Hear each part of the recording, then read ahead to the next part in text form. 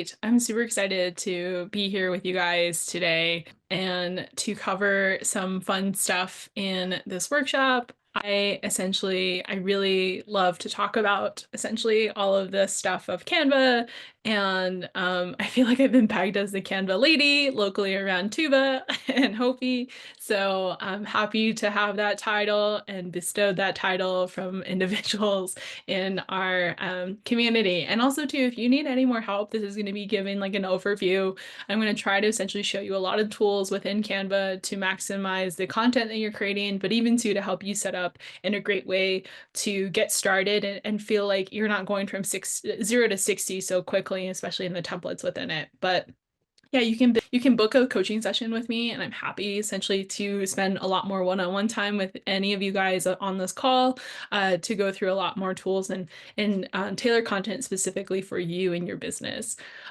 So as we go forward, so just as a disclaimer, this workshop is for informational and educational purposes only.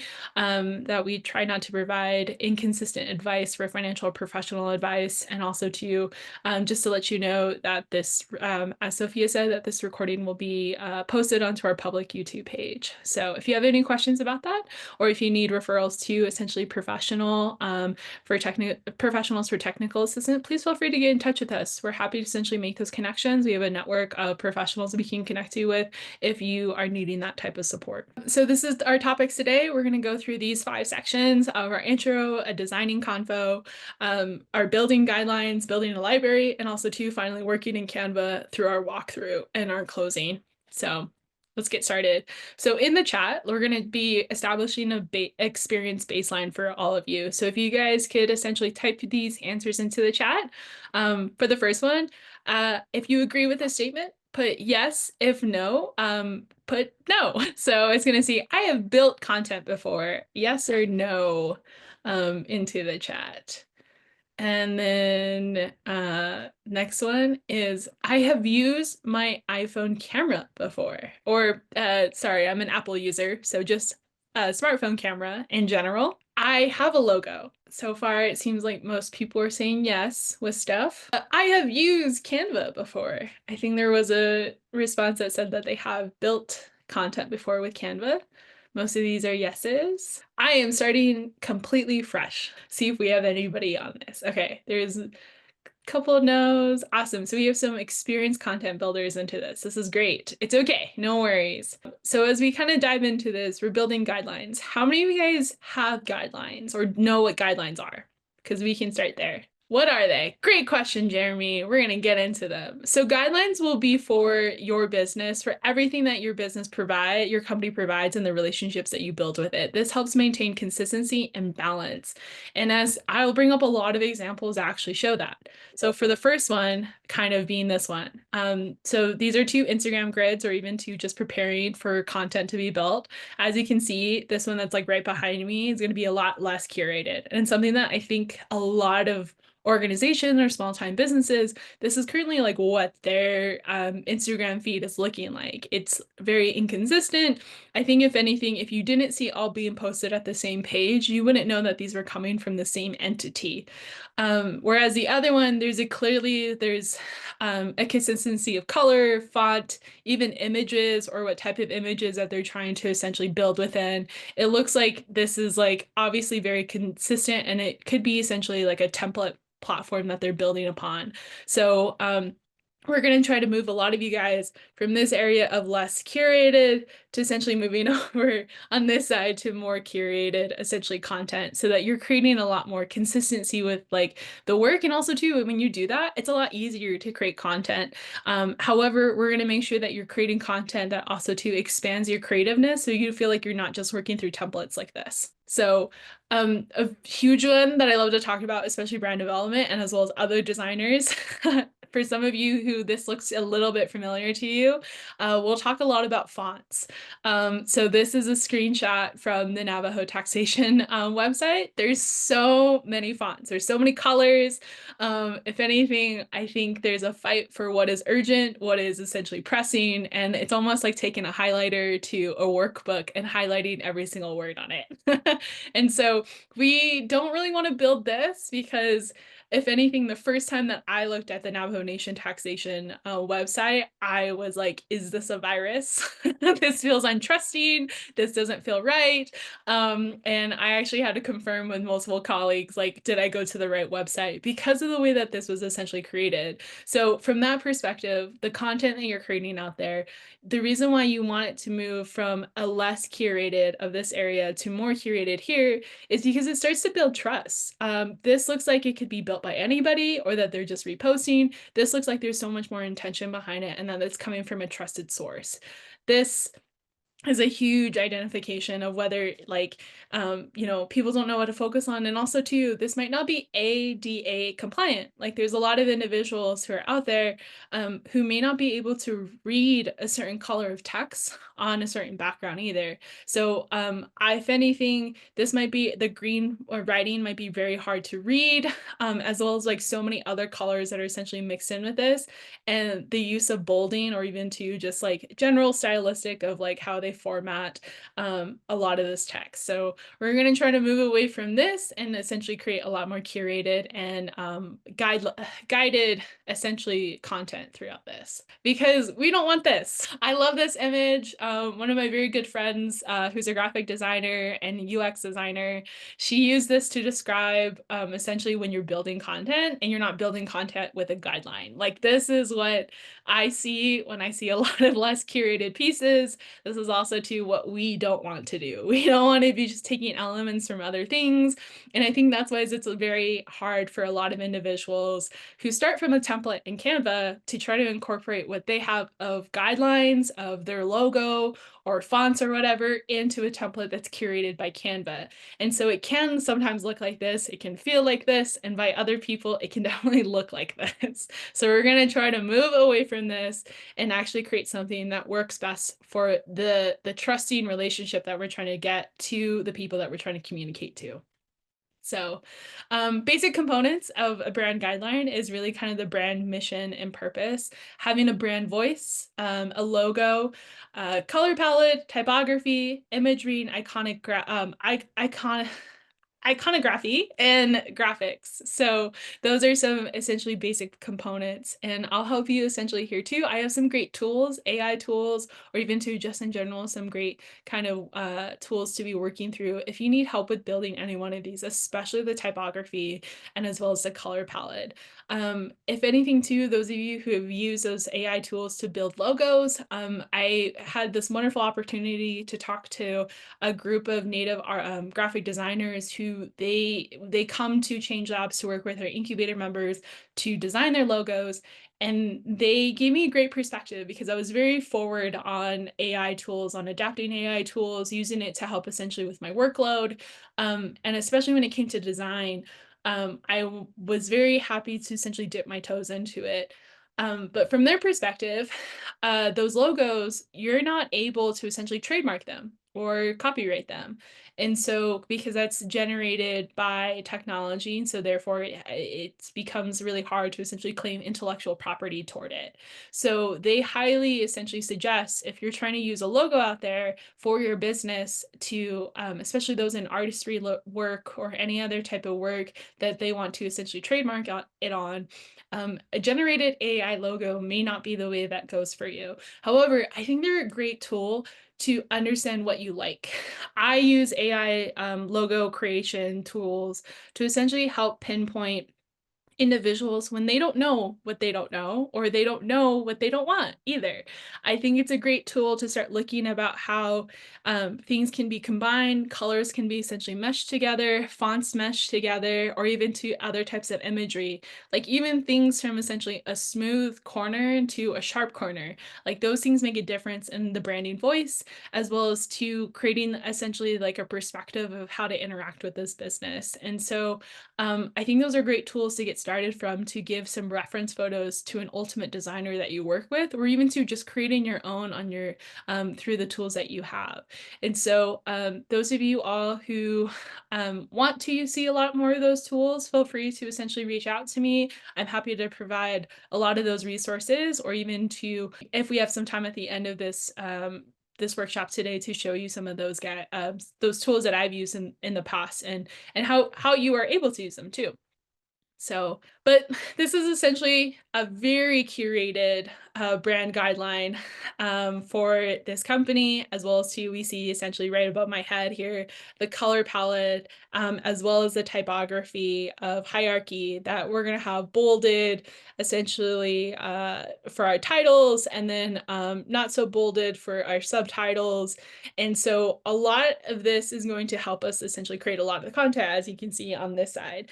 And so I think this is a great thing because it shouldn't limit your creativity. Instead, it should just create consistency and, again, that balance that you have in creating content. And it can feel a lot more easier too, that knowing that you're going to have an orange background on Tuesdays, or on Thursdays you're going to do pink, and for special events you're going to have a dark orange background for the events that you're posting at, type of thing. So it can help you become organized, and as well as to help create a content calendar.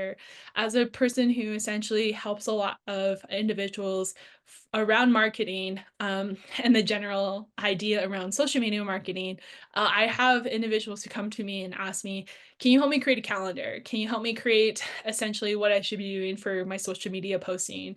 And it really starts from here, because this can help essentially create what storytelling that you want to do through your profile, or even to what community that you hope to essentially build through the content that you're building, and how consistent it could look like when you're using certain colors to essentially indicate that's what you're doing. So hopefully that's helpful to a lot of people. And also too, here's a little bit more formalized version of what a brand guideline could look like. Here above my head here, as I try to move out of the way, is the typography hierarchy. So this really kind of talks about the font specifics, and as well as to when to use essentially these fonts. Sorry, my Zoom's a little bit mirrored, so my weather person skills is not great, and I'm still essentially getting that out through this training. And so as you can see here, we have a lot of colors to work with. Even though it looks like just blue and gray, there is going to be a lot of hues that we can essentially work with in here. So these are our background colors. These essentially can be bolded text colors that we can use and incorporate. But also too, as you can see, like our logo is going to be very, it's mainly white, but it can be working between black and white printing as well too. So I think if anything, the logo variations and having that down, as well as to color and typography, are great things to have incorporated into what you're building for content out there. So any questions so far? I may be speaking a little fast because I want to make sure I have enough time for the walkthrough for you all. But this is just a great kind of an overview of how to essentially start building guidelines, or what guidelines look like. I'm going to take a short pause. Check in the chat. Awesome. Thanks so much, Jeremy. Way to interact in the chat. So now we're going to essentially move on into building a library. So this is Change Labs' 2021 brand guideline. We always go through a different rendition and talk as a creative team of what type of imagery we want out there, what type of imagery works for us to tell our story of our company and what we do. So for us, this is our library. Our library of imagery is about bright, friendly, and detailed focus. So we always try to have natural lighting. We try not to manipulate light too much, so you won't see a lot of black and white photos from us. Instead, we try to keep it very, very upbeat, and try to keep it colorful as well too. So we don't really have too many essentially silhouette photos. We have a lot of photos of individuals doing things, and I call that B-roll, or action photos that we take. And so we try to always essentially take where it doesn't feel like they're always looking at the camera. Instead, we're showing that this person is interacting in the work that they do. And so I essentially lead a lot of essentially the photography storytelling on our team, and I go out and work with native photographers to go and capture these photos. And a lot of the times that I'm looking for is people essentially really enjoying what they do, because that's what we do here at Change Labs, is we really try to capture people's passions and show the opportunity that they're achieving through their passions. And so for and there's a lot of organizations that can't do that, because when you are doing that process of capturing photography, you want to make sure that people are consenting to their imagery and likeness being taken, and also to that they are aware of how you're going to be publishing a lot of these photos. And so We always try to communicate that with individuals. We try to have them sign a media release forms. You can go onto Google and essentially find a sample copy of one looks like. You can even have ChatGPT help you draft something up as well too, and change the verbiage that's related to your company. And have people essentially sign that, or even to, I've seen in conference sign up sheets, of event sign up sheets, that like, hey, you're consenting by being a part of this webinar, by being a part of this event, that there's going to be visual and audio, or photography and videography that will be taken and distributed based off of your participation into this, and you're consenting to by your participation into this workshop or whatever it is. So I think it's always great to be transparent, but also to, some of these photos can be achieved of naturalness, sometimes by staging. So I stage a lot of the photos that I work with photographers, where a couple of them, I'll try to have a natural conversation with the entrepreneur and have them look like they're talking to me. And we can either talk directly about their business, or I can talk and try to make them laugh. So I can get a genuine, essentially, reaction from them versus like a stage kind of tight smile. But it definitely takes practice. I think it took me over 9 to 10 years of essentially working in this field of videography and photography to really kind of understand very quickly of how to capture an image, what images I'm looking for, how to build from an image to content that's needed. Because sometimes this is just the first step, and then the next step is putting text on top of it, or putting essentially colorization and things like that on top of it. So, if anything, just make sure that you, have that idea. Maybe you put some adjectives or even to some nouns to what your mission and values of your business looks like, and also to what you want people to highly associate with your business. Like, is it essentially, and that can be hard for some organizations. I think of like construction, I think of contracting, I think of even to technology-based companies. My advice to those individuals is like, who are you serving? Who's your audience? Essentially, to like, behind the mission and values of your business. Where are you working? Where is the work based out of? Do you mostly, would it be best to tell a story between before and after photos, to not just always have that corporate look, but instead maybe sometimes having photos of the work that you've done, and investing into that too. So I know that we're not going to talk too much about budgeting, but there's an investment into taking really nice photography like this, and even reaching out to great photographers in your area, and looking at their work that they have, because there's photographers that I've worked with, that I think are phenomenal at portrait photography. They're great at taking headshots, but when it comes to essentially taking photos, that majority are within this grid, that they're not, it's a little bit harder with them because they can't manipulate the light, and they can't have the light consistency either. And so always take a look, research your photographers, research your videographers as well too, of past work that they've done. And you can always negotiate, and even to like letting them know upward of how many images would it take for 10 photos, for a team photography shot, for videography, a certain number of clips, all those things to help you essentially start building the library that you have, and making it a little bit easier than reverting always to essentially, for what they're called, just lost my mind. It was at the tip of my tongue. But those photos that you just get off of Google Images, or the photo library that Canva has. I think the photo library, because of how popular Canva has become, I have seen a lot of images of Navajo people, and a certain image circulating of individuals who look Native or are Native, and across different organizations using that same photo. I think I've seen that photo on LinkedIn, probably 30 times in the past like 6 months, to even to campaigns of individuals using it for flyers. And so if anything, like, I also too, Raquel put in the chat a great thing as well too. We're very intentional about it. We even have a light box. So if you have essentially products that you want to take photos with and need light manipulation, or even like essentially too need really great audio recording, we have a microphone at the eShip Hub. Please feel free to stop by, ask our wonderful in-person team there about it and about using those items as well too. So I think if anything, we have these amazing resources at the eShip Hub that a lot of people don't know about, and I highly, highly, highly suggest using them. And also too, we take a lot of video in our building. I think they make beautiful backdrops. It's a beautiful building that I think, if anything, you need to take certain photos or even to working photos like this. Come on down, use that space. I think it's a wonderful space to essentially start developing a great photo library within. So as we go onward.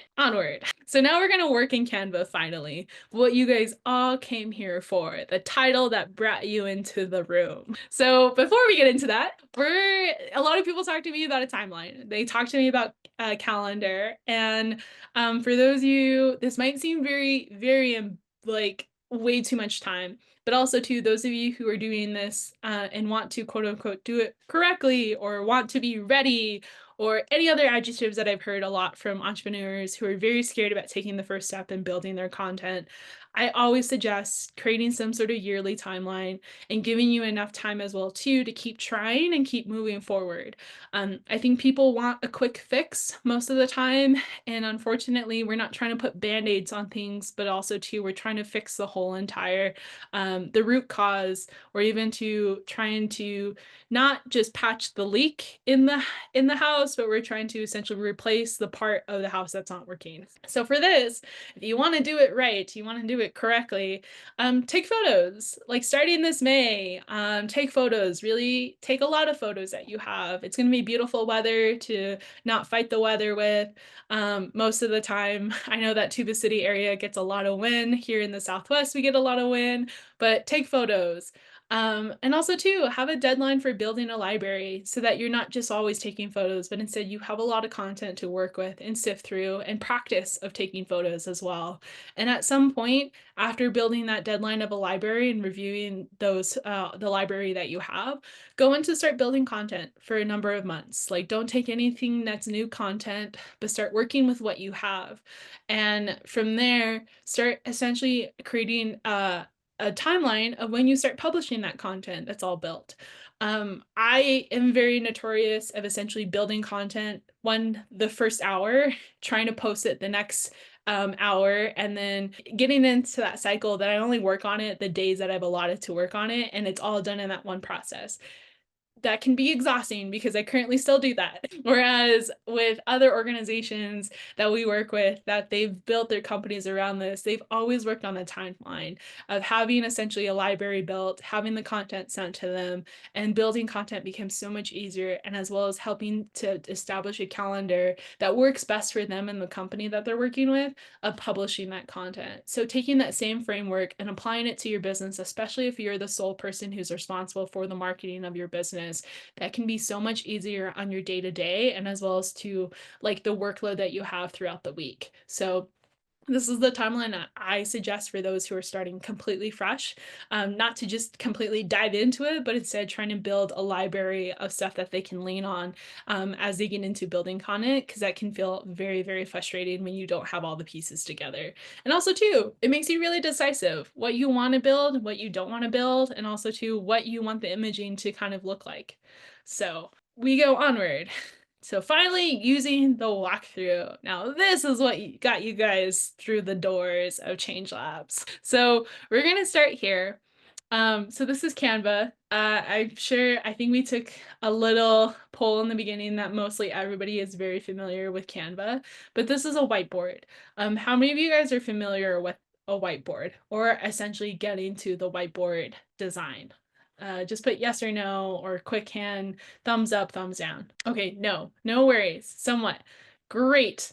Okay, so how we get to this, so if I were to go back to my Canva account right here, I'm at the home page here, and actually let me edit myself down because let me move Let me minimize myself, or I'm gonna really technical difficulties. Okay, so I'm pretty small now, but it's okay. I'm gonna get big again some other time. Hold on. Now I am. Now I am big, and now we're gonna start working. So let me get ready into my little rig here to get working. Oop.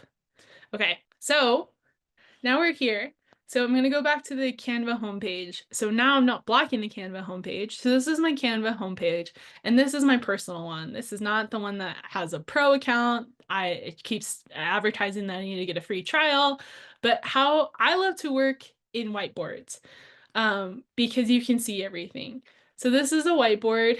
It seems to go on pretty endless because I'm 100%, and as I zoom out, it's just a huge blank space. I like to work in this because it has dots. Also, too, I get to kind of brain dump all of my ideas into this area, as you can see. So let me go back to this. So if I just press this, it opens up this tab for me to go to here. And you can change the titling of all of the workspaces, documents, whatever it is, by just kind of clicking up here. And let me just put like this is like Canva workshop for Change Labs. Perfect. And then, so this is my whiteboard that I love to just brain dump a lot of things on. And also too, it makes it a little bit easier to show you guys like content creating, what you need to create content for, or even to just helping to establish people's like instead of stitching between documents of what colors you need, as well as to what primary typeface, the hierarchy, and everything that's within here, or even to all the images that we're going to use.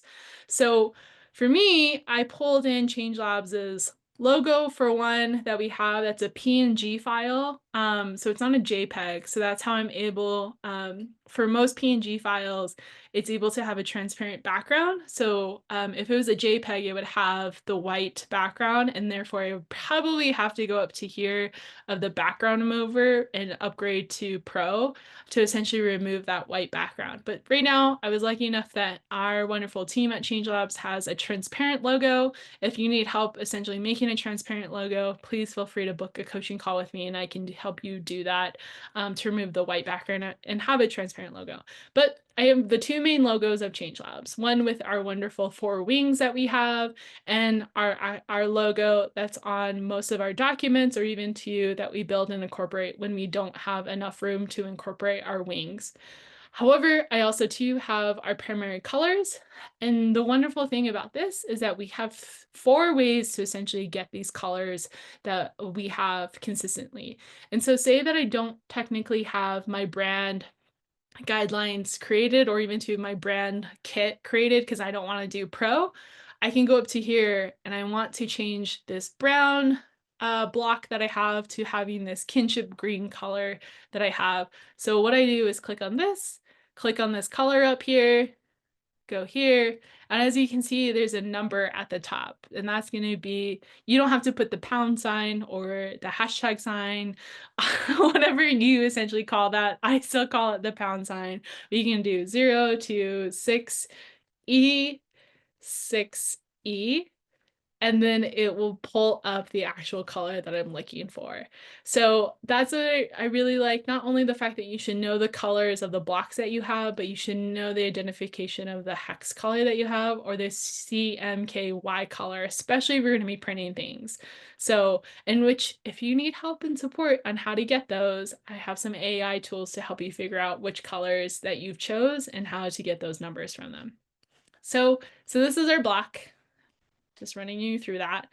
But also too, I have my secondary colors as well. So these may be colors I use in backgrounds, or if I need to have more colors than the 4 primary colors that I have within my organization, I may need to use more coloring. Here, let me zoom out a little bit.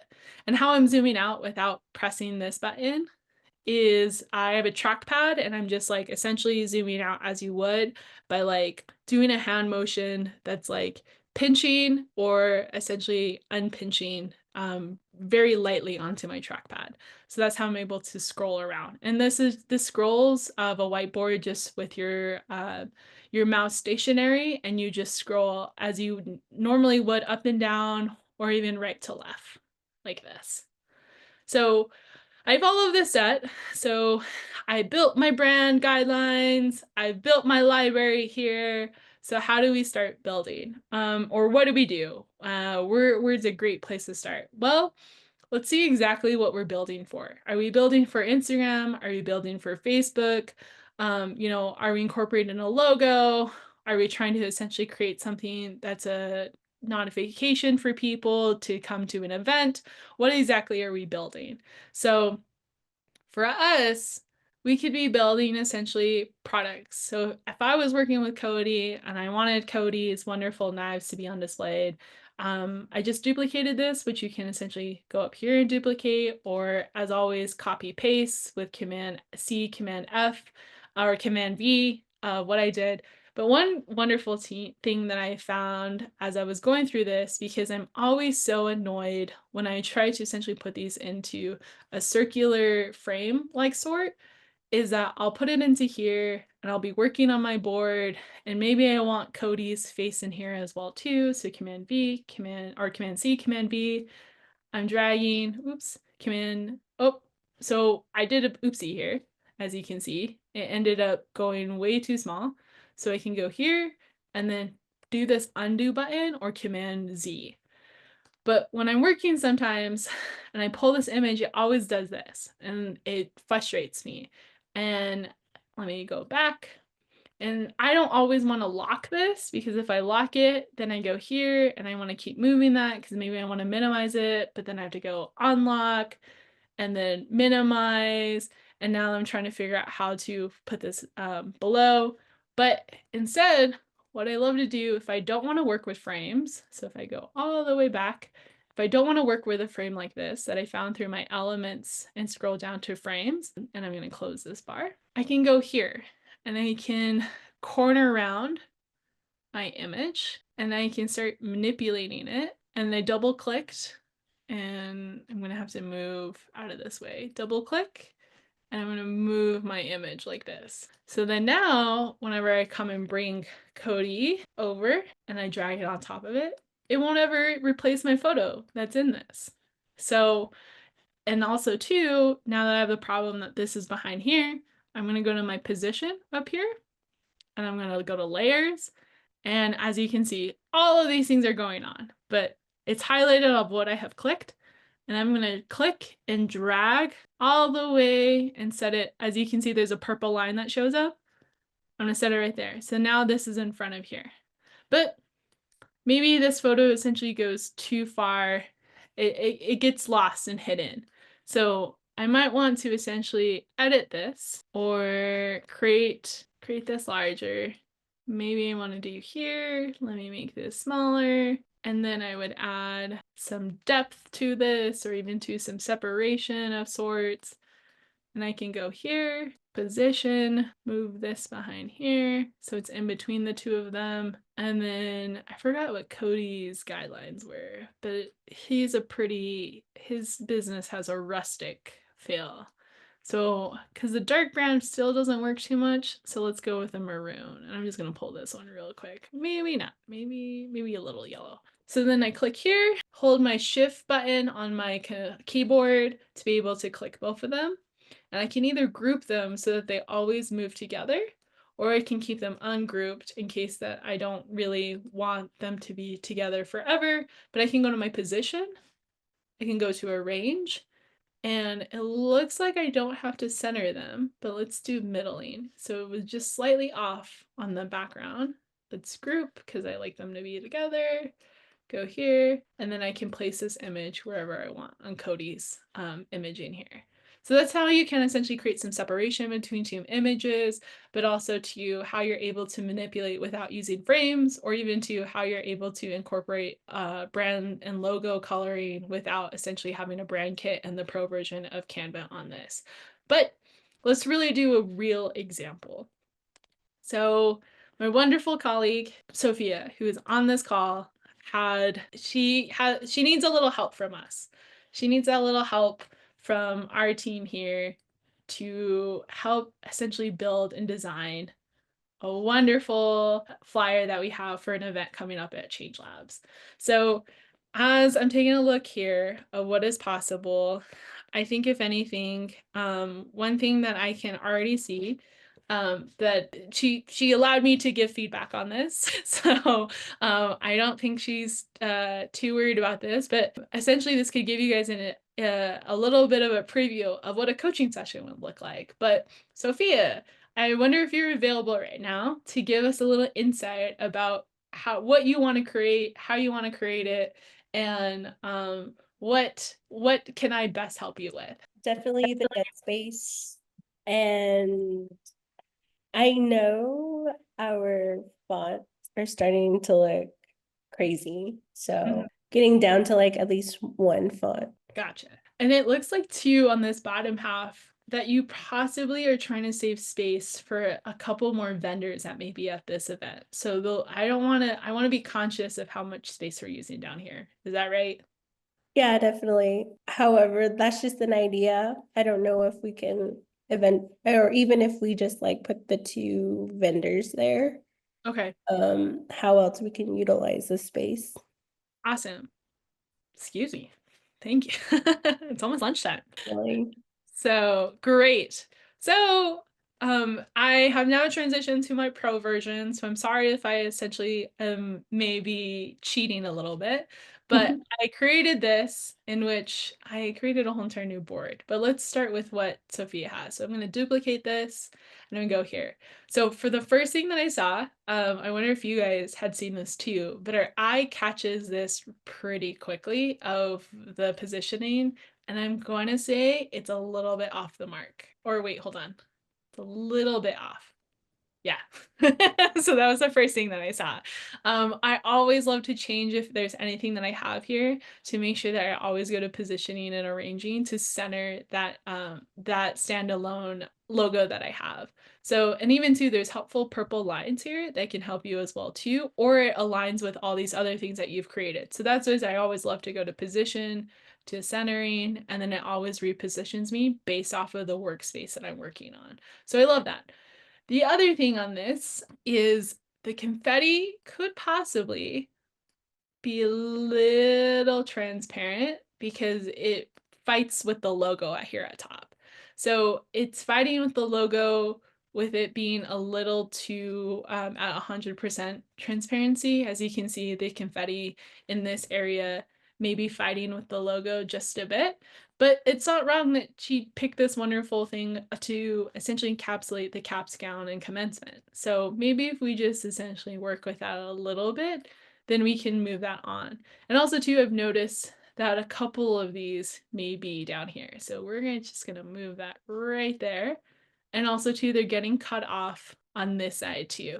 Again, these are little details, but it's okay. That's as you got me, the Canva lady. So now recentering that, making sure essentially too, if I go to position, it's centered, it's left, it's right. I can't do anything more with it. That's just what we wanted. So now going to caps, gowns, and commencements. I love the fact that she put in and incorporated these clouds, but they're a little bit fighting with the clouds and also to the breaking of imaging. So that's where essentially too sometimes I love to use this tool in our files, settings, and rulers and guidelines. I like to pull, whoops, where did it go? Oh, maybe it was on already and I just turned it off. But I love to do show rulers and guidelines. And I love to essentially go here and where our last essentially concave is at, we want our caps and gowns to be about here because it kind of fought with that spacing. And as you can tell, so that means that everything has to be shift down just a little bit. I just click and drag. And to deselect something like this, I just Command Shift, click, and I've deselected. Command Shift, click, deselected. And then I can move all of these down. But yeah, so you're able to, so even though that might not be like a huge difference or we can't tell the difference, but essentially gives us a lot more spacing than what it was before. And so also to shop your graduation needs from local vendors. Awesome. That's great. So we want to essentially to understand, is this large enough to essentially be centered, or do we want to make this a slightly smaller so that we can center it like so? Because either we try to make it essentially a gradual of closing in or gradual closing out. So angles are going to be very kind of helpful for a lot of people as they're building flyers like this. And then also too, let's clean up some of these alignments, positioning. Oh, actually, you know what? Let me not do these for right now. I'm going to start with the things. We're going to do right allotted. We're going to here, or I don't like that right. We're going to do centered together. Go here, here, and then we're going to do right allotted. Oh, left allotted. And then we're going to tidy it up. Oh, oh, left. And we're going to space evenly horizontally. Nope. Do left allotted here, here, here. Perfect. And then this is positioned, middle, position, middle, position, middle. Okay, we'll do more. We're gonna group these together, and we're gonna group these ones together, and we're gonna group that together. Now we're gonna click all three of these, and we're gonna tidy up vertically. And then we're gonna left allot them. Or nope, I don't like that. There we go. Awesome. There we go. A little better. And the only reason why there's a bit more space here is because of here. So it technically is the same spacing between this top of the 64 Main Street address to the 10 a.m. to the same spacing between this calendar box in here. So if you wanted to make it a little bit more perfect, then I think you would have to essentially align the icons to be more similar sized, or even to, if I were to check this, 22, 22, and 22. So all of her font sizes are the same. And then I would slightly make this just a bit smaller so that whenever we pull this out, we can go here. And even too, if we wanted to create another image like so. So then we go here, have this here. We want to add more. Oh, you can't add. That's only in Adobe Illustrator. So you go here, here, and then we go here. That's still not right. I think it's this one. It's this one. Go here, here, and then we go to positioning, layers, moving it downward to here, there. So we've created a little bit of an outline behind it. Although the color is not exactly the color that I want at the moment, but I can cheat a little bit because I have the change labs within here. Maybe I want something a little bit more contrast. I can do this. This would work. Okay, perfect. So we've created a little bit more space for our images here. There we go. Command over here. And then I would actually move this way. And then, or honestly, I would move this on this side, these on this side, like so, because there's a little bit of a more balance as we have this image on this side with this aligned next to it versus trying to switch it on the other side. If you really wanted this image on this side, I would then alt right all of this information to that side. So that means switching these icons to this side and alting all of the information on that side. So, and then I would actually recenter this. So do position, arrange, centering, and then having more of these guys. And then also too, just like cleaning up vertically, tidy up, centering, something like that. Yeah. So we made slight changes, but I think slight changes to make this easier for us to read than going from one side to this side, and it feels a little bit more complete, even though it's not yet complete. Still, like if we could post this, we would post this today type of thing. So that's a little of introduction to the coaching that I do, but also to in the content building and what I look at as a designer, or even to a person who just works in Canva. A lot of the imaging that we have, I work into these areas of, okay, sometimes we do start from a template. What can we essentially put into here? What can we change? What obviously needs to be moved around, and how spacing really is going to be the key to building content. Spacing should always be the number one thing that you're considering when you're building content. And if you're building content on a whiteboard, which I love to build content on a whiteboard, and I think that's from a lot of individuals who who've worked in tools like Adobe Illustrator or anywhere else, that we're so used to working through a whiteboard like this and using artboards. But I love to essentially build this out because I can build out a month's worth of content and me seeing it all at one time versus sometimes building through the scroll documents that they have. So how I would do this is essentially taking an image like so.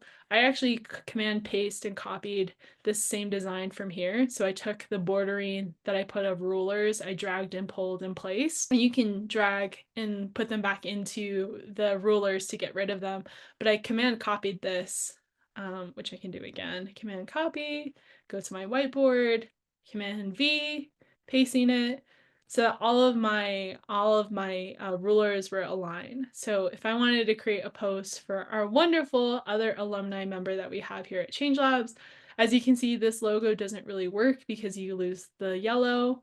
So then I start positioning in different areas of where my logo will most likely be seen, or even to moving it to over here, slightly making it smaller.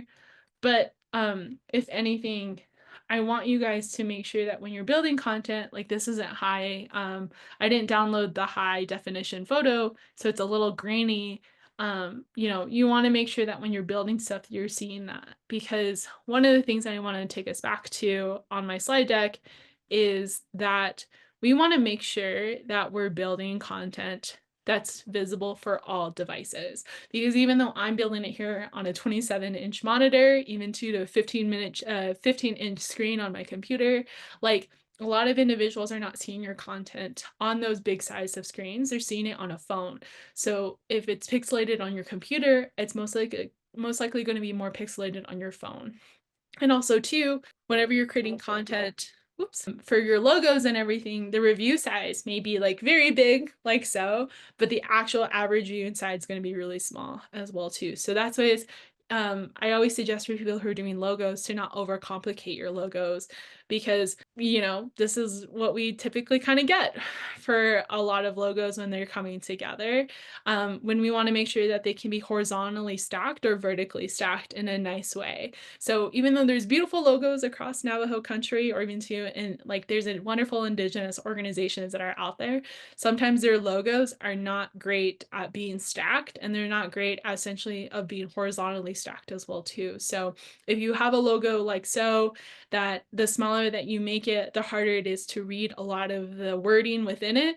I would essentially take another look at to see how you can essentially simplify your logo so that it doesn't lose the wording or anything or get too crowded whenever people start essentially creating logos like this, as Sophia is for our flyer. So, but that brings us essentially to our closing of this, which that took us about an hour, but I'm happy to essentially go over any tools that I mentioned earlier on in this workshop, as well as to if there's any questions so far. And I think if anything, if you ever need more help, please feel free to essentially book a coaching session with myself or any of the other coaches that we have on our team.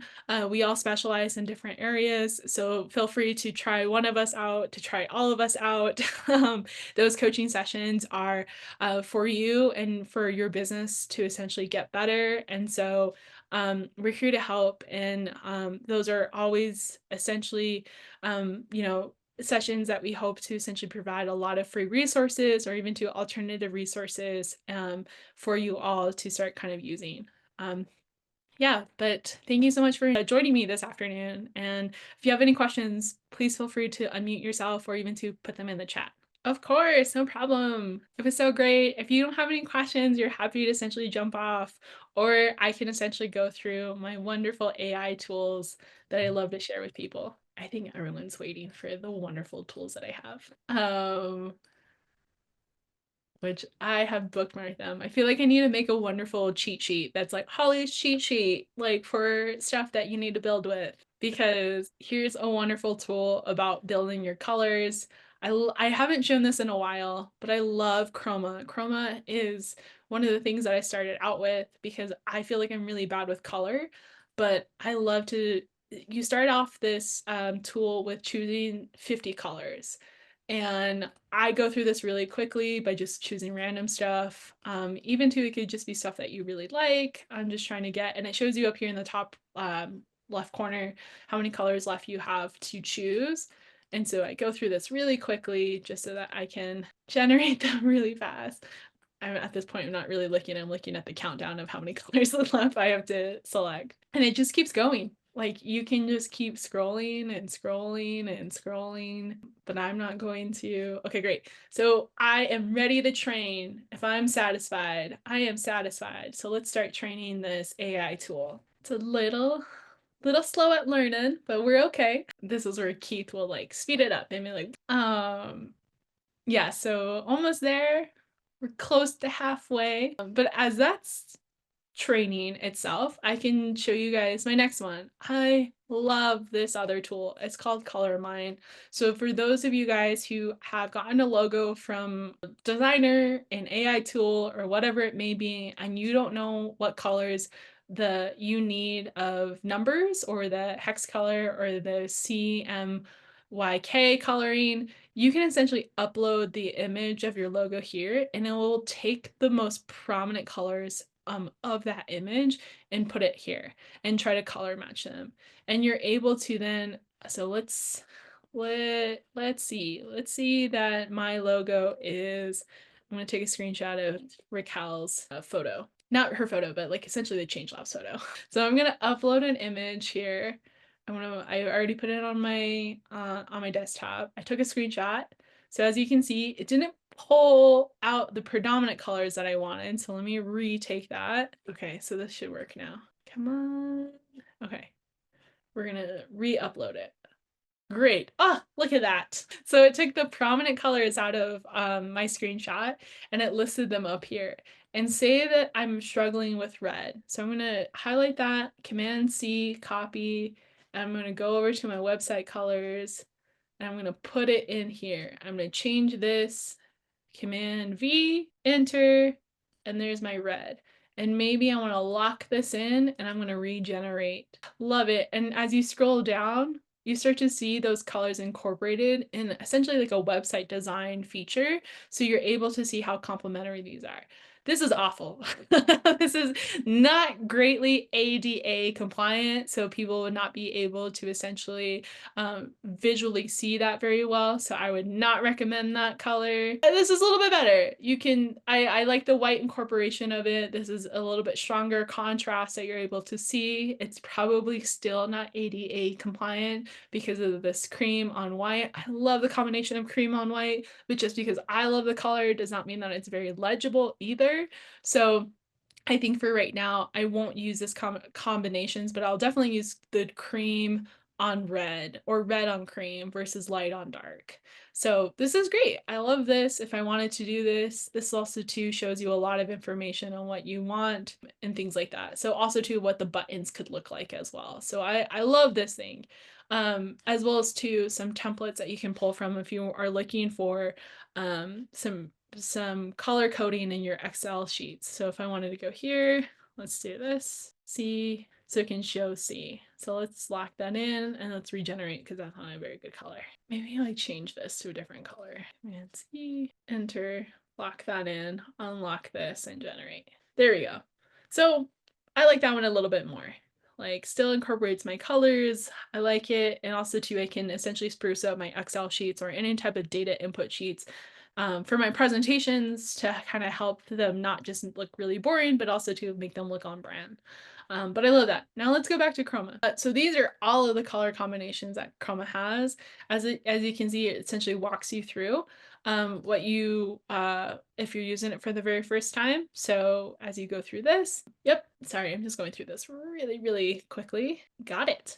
So I like this because sometimes I don't always want to use white or black as a primary font color, and I don't really have a great eye of combining other type of font colors that I have. Definitely lean against this. Do not do this one at all.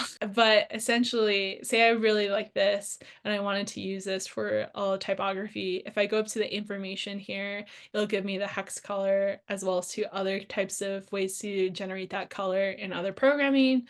As well as I can swap the colors of doing rosebud on wineberry or wineberry on rosebud. And then I can either add it to my favorites and it'll be located up here in my heart section of favorites. as a saved heart that I have, or even too, I can go to palettes. So instead of just having dual colors, it's generating. Okay, great. So this also shows you some palettes based off of the 50 colors that you picked. And also too, it keeps generating as you scroll. So there's an infinite amount of color palettes that you've created from the 50 colors that you've chosen, and then going from there. And then also too, details will show you each one of those colors, numbers that it is providing on the card. But you could also do the image as well too. What looks great, what doesn't look great, even to some gradients. Ooh, love that one. And these are great kind of things for backgrounds as well. So say that I really like this one. How I would essentially cheat this into Canva is I would take a screenshot, which is Command Shift 4 on Macs, and I'd go here, or I would go to this information, have this pulled up, and then go to my wonderful Canva board, which let me pull that up real quick. I actually have it open already. And let me go to my, so say I wanted to create that same image here. So I go here, maybe this doesn't work well, go to elements, go here. I'm gonna go to, so these are pro versions. Let's see if there's anything. Oh wait, I want, what could I do? I've done it before on mine. So let's go here. Does this one change color? No. It usually takes me a little bit to find the one that changes color. It's typically one of these pro versions because I'm able to change the colors on it. Ooh, let me just go to the one that I always use, which would be, but one thing that you could do as well is you go into here. So I've placed my screenshot here, is that too, you can do this and then pull all graphics, clear. We're gonna pull a cube. We're gonna go here and let's do edit. Oh, sorry. We're gonna go here. Go to this one. Oh no, I lost it. Dang it. Oh no, I found it. Say I really like that color.